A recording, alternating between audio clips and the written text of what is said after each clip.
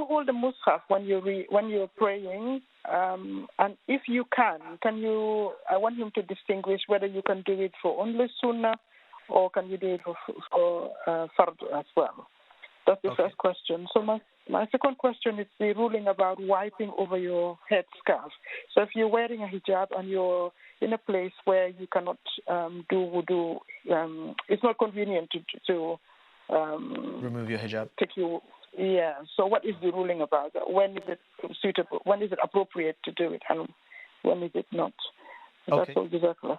Jazakallah khair, sister. We'll ask the Sheikh the two questions. Sheikhana, the first question being regards to holding the Mushaf whilst in Salah, whether it can be done for just the Sunan or the Fara'id as well.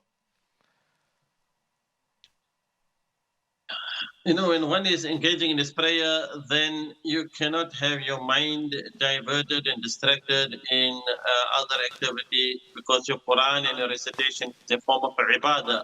And when you are in your prayer, then your mind and connecting your heart to, that khushu' and al-khudu, and observing your prayer in a manner where you are not engaging in another activity. So your mind, whatever you have memorized, that surahs, like how you recite Surah Fatiha, and you should be reciting and memorize portions of the Qur'an, as well as Qur'an al-dhikri. So all those surahs and those chapters, and even if it is short chapters, whatever you have memorized in your fara'id, that should be recited, and you should not be looking into the Mushaf.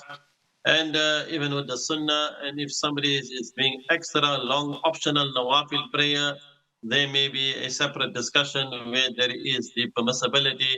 If somebody wants to, when you are Ramadan and you understand and engage in long prayers at home, and thereafter you only have memorized short surahs, so there will be a permissibility. But the action and the way it should not be that you are engaging in so much of action that it seems as if though you're not in the prayer. So that should be taken cognizance of. Jazakallah khair, Sheikh. And the sister had a second question. If in a public place, potentially where it's inappropriate to remove the hijab, is she allowed to wipe over the headscarf, or what conditions does she need to meet for her to be able to wipe over the headscarf? I mean, when you are making masa on your head, and the farad is the quarter head of the masa. So, for example, even if somebody is going to put his hand under his hair and quarter head masa, that shouldn't be a problem. So one should not make masa over your khimar or your scarf. It should be touching their hair. So that is from the farad of making wudu. So we're not saying that you remove your entire scarf, but you can, in such a manner, put your hand under the scarf, and even if you reach quarter of your head, that is sufficient, and that is fine to complete the farad of the wudu.